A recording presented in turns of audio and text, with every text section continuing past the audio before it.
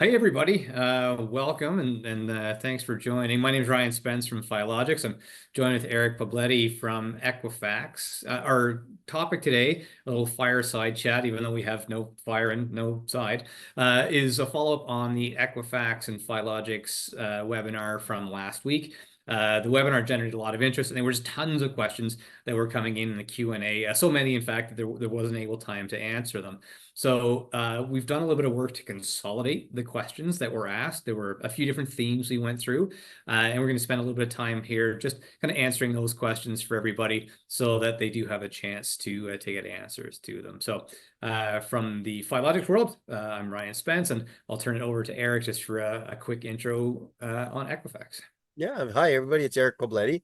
And definitely, yeah, we were at the webinar just recently, and many people recognize me because I do a lot of presentations across the country. And my job today is to work with the folks at Philogics to help put together some solutions, or at least at this point in time, really talk about the solutions that Equifax is coming out, which is called KYC Connect, to really help you with the upcoming new legislations that are coming out. All right, good stuff. So what we'll do, obviously, every FINTRAC is what we're talking about. We're not going to talk about kind of the theory of FINTRAC and all the compliance stuff in the hows and the whys. There's lots of resources out there for you, provincial associations, national associations of courses or modules. Brokers have been diving into this. What we really found in the questions that agents were very specifically asking for tactical things. What do I do? What button should I push? When do I do this? How much will it cost me? So we wanted to answer those questions more than a broad view of what FINTRAC is looking for. So kind of without further ado, we'll dive in and talk about our Q&A coming from last week's session. So to set the stage, we're going to go through, and I'm going to first ask Eric if you could give us a quick definition or a difference between what is ID validation and what is a politically exposed and sanctions check. Yeah. So two different animals altogether. And definitely from an ID validation, this is really the process where you actually validate that that person does exist. It's not a made up person. It's not something that, a fraudster has taken information from many different sources. This is where you identify the individual as the live existence of someone. When you look at the PEPs or sanctions list, this is going one step further. This is when you take that individual and then you run them across a lot of different known lists out in the industry, which are known as politically exposed, sanctions lists, terrorist lists, and things of that nature, because what you want to identify is possible risk factors. When somebody is identified in these different types of lists, there is a potential for a higher risk of money laundering or fraud. And to that degree, you then have to adjust how you work with this individual. And in some cases, whether you do work with this individual or not. Yeah, perfect. And I say it's always the question: how close am I related to royalty? I have never, in fact, got even close to being related to royalty, but some people are, and those lists can be surprising at times. So Yeah. when we think about ID validation and politically exposed or PEP and sanctions list, that just helps us to understand there's two things we're looking at here. So in Yeah. those two things, Eric, you go ahead. Oh, yeah. No, no. And I was just going to elaborate a little further. Some people always ask us, well, what are these PEP lists and what are these sanctions lists? Well, these are actually public lists that do exist, and you can certainly search through them and look for them on the web and so forth. But really, there's about 200 to 300 lists which we apply against in regards to being able to identify the possible risks that are associated with an individual. So, one of the services on our KYC Connect at the beginning is actually, and as defined by the regulation, you have to do some sort of a PEP list scan to identify those potential risk element or risk people. So we take our product and service, we scan against, as I mentioned earlier, 200 to 300 different lists. And then where possible or where available, we will then say yes or no if that person does exist on one of those lists for you. And that's part of our KYC Connect product. Yeah, perfect. And so in that KYC, I think we're also talking about some AML assist, right? So the Yeah. ID validation, knowing who the person is and being able to say, yeah, that's a real person. Yeah, and absolutely. And just a quick note, just to be very, very explicit, KYC is know your customer. And that's, where you get right deep down into the idea of the individual and so forth. AML is the much broader picture of anti-money laundering. And within anti-money laundering, not to get too much into, again, the legislation, that's really the bigger picture of doing all the due diligence accordingly, not just about identifying the person, but also all the other things as well. But we'll focus back on the KYC part. Yeah, perfect. So one of the questions that people also ask is when you get this list, right? So I've checked my person. I've just ordered that. Can I just order a PEP screening? If I happen to have a person who walks into my office with photo ID and I know they're there, I know they're a real person, do I just then do PEP screening against them because I've seen their ID? Yeah, so definitely you can do that. What ends up happening is, from a PEP's perspective, in regards to the Equifax KYC product, to get a little bit into the way the product is developed, it's actually what we call a waterfall product. So it's in piece, or it's in parts, where there's different components and parts which make the whole product overall. But the beauty of that is you can only choose, or if you choose to, you can only choose one part of it if you'd like. So for example, as you mentioned earlier, you just want to do a PEP screening on this individual, or potentially you might want to do a PEP's sanction screening on someone who gave them money, or maybe somebody in his family. So you can expand beyond that and just do PEP's lists on just an individual, and you don't have to go any further from that perspective as far as all the other validations. So it does stand alone as far as the PEPs and sanction screening product. All right. Perfect. One of the other things that we're asking is, so how do you get access to it? So I think there's probably two questions in here. There's two things. One is, like, do I have to do something on the Equifax end? Do I got to sign up for something? Do I got to register? Sort of what do I have to do to get access to the product? Yeah, and this is really the big challenge from an Equifax perspective, is our integration. We understand it's challenging for brokers to do a lot of the things that they're doing, and be very candid, the less work we give them, the better. So we are working with many of our platform providers to try to integrate it into the way you do business today. So from that perspective, physically or tactically, what we're hoping to do is, once you pull the credit file, it's an easy step to basically go into, be it a dial or press a button, if you want to do additional AML or KYC type of services. So then what happens is, Equifax then takes over and then provides all the different services for you, as I mentioned, in a waterfall, and then we'll output the information to yourselves, which then gets handed back over to the consumer, or sorry, to your broker or agent as well. So process wise, we're trying to make it as streamlined as possible. What will need to be done, I'll be very candid with you, is we do need to have some sort of an agreement that's signed, because obviously these services have a cost to them. And we need to have an agreement that says, hey, you understand the terms and conditions of it, and you understand the pricing of it. Yeah, and I think in there, there's two parts of questions that came out of that. I think from an individual agent point of view, that's something that Equifax would work with the brokerage directly, whereas because the agent is using the Equifax member number to pull credit right now, there isn't something necessarily the agent specifically must do, but you'll reach out to the brokerage, and that would cover kind of all of the agents within the brokerage, I think. Then there's a second part of that question about kind of where it's going to be. And one of the questions was, hey, where are we going to see this in expert? I'll answer that one. I'll ask myself my own question. So this is going to be probably in two spots, right? There's a screen right now where you actually pull a credit bureau. You'd have the client name, and you'd say, when did I get permission? What does my permission look like? I want to pull single bureau. I want to add it to the liabilities automatically. I imagine just in that, there'll be another checkbox that will say, KYC Connect. You'll check the box and click, request, and either at the same time you get a bureau, or, shortly thereafter, or shortly before, whatever kind of time frame you like, you just click the appropriate button and then click the request button. It'll go off. Equifax will do its stuff, and they'll return back into the system a little PDF document with the results that you'd expect. And this kind of leads on to the next question: is kind of what kind of stuff do we get back? Like, how do you know what the information is? What's the return of information going to tell you? Agents definitely are super good at reading the bureau right now. They've got good experience at it, but I think this new report will be a little bit unknown. So everyone's looking to say, well, what am I going to see? Do I see yeses or nos, or ones or twos, or what am I going to see when I see that report? So yeah, very much in line. So I just had to be very, very specific about this. The new requirements from FINTRAC say that this is the type of information that they're looking for in regards to the different methodologies that you're using.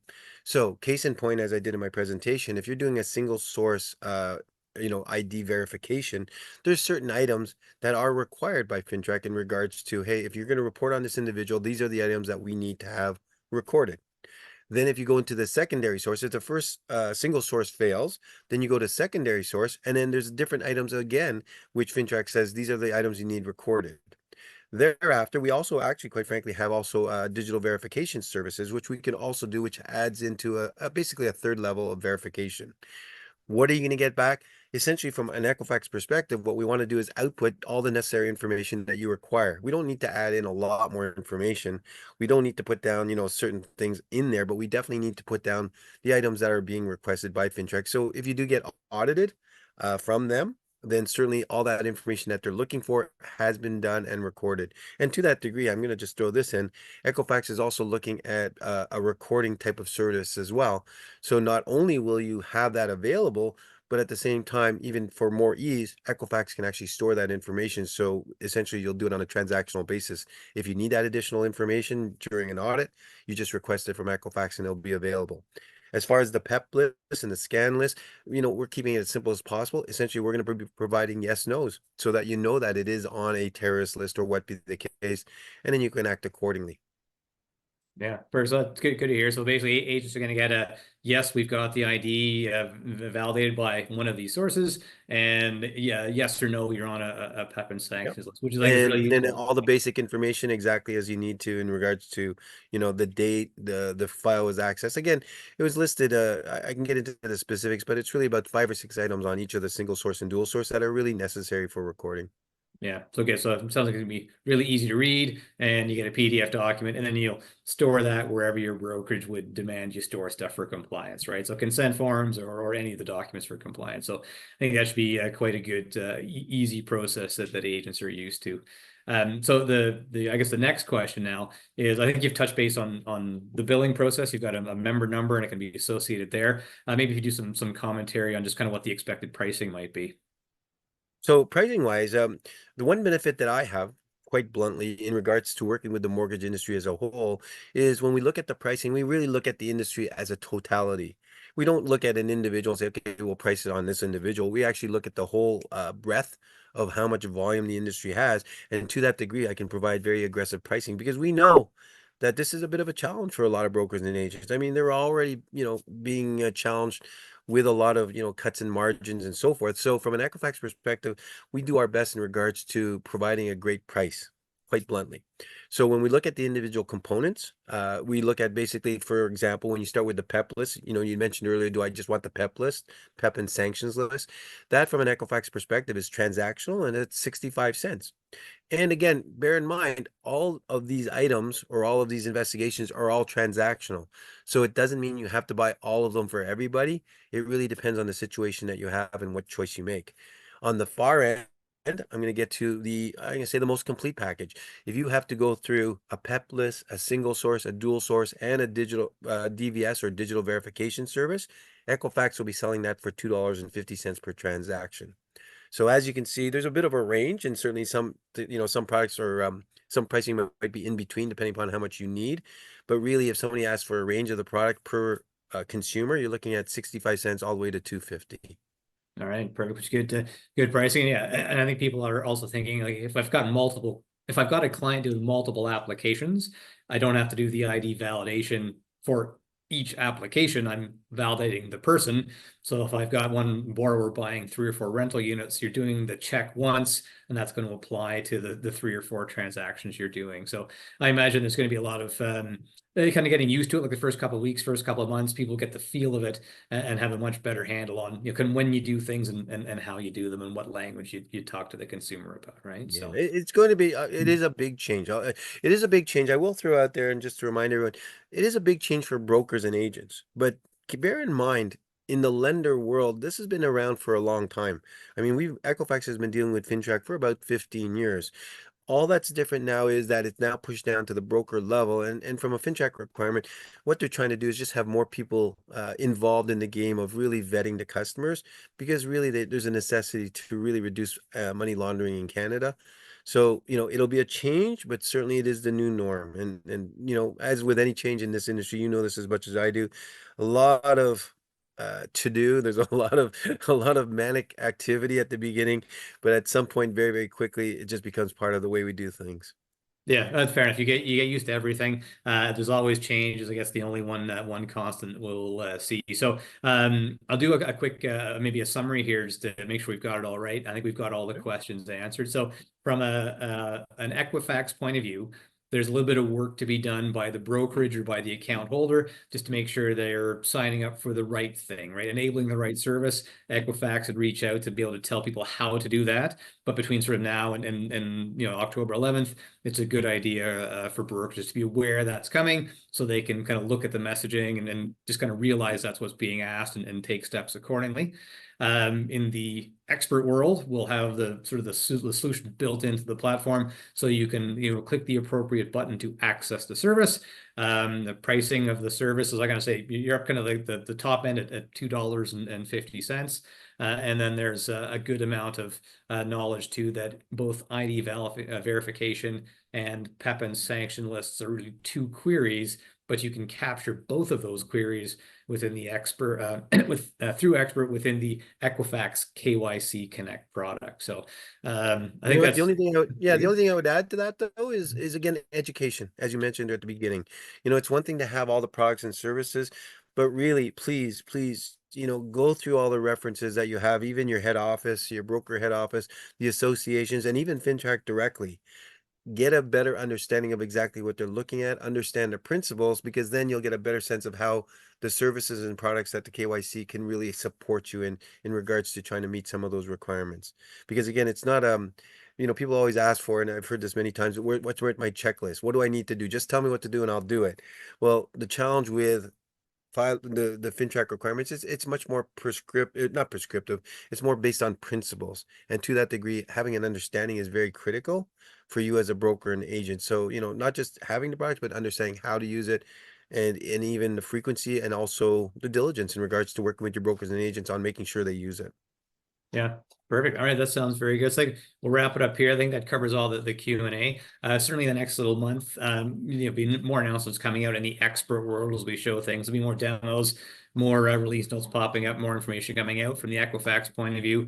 Very similar. We will be releasing more Q&As as well. Trust me, this is not the end of it, but it's a very good start as far as specific with Logics. Absolutely. Yeah, I imagine so with NPC coming up in end of October, Montreal, I think that's probably the next time we two will be in the same room together. I can only imagine that most of the conversation will be, so what has it been like the first 2 weeks in the FINTRAC role? And we'll have all sorts of new Q&A after that point. So Yeah, and all sorts of drinks. yeah, that's right. All right, very well. Thanks, Eric, for doing the session tonight. Thanks everybody for listening. If people do have more questions that weren't answered or need some clarification, obviously reach out to Eric, reach out to myself, and then we'll have answers for you. So anyway, onwards and upwards, and who can't wait for October 11th? So, Great. Thank you very much, Ryan. all right, Eric, bye now.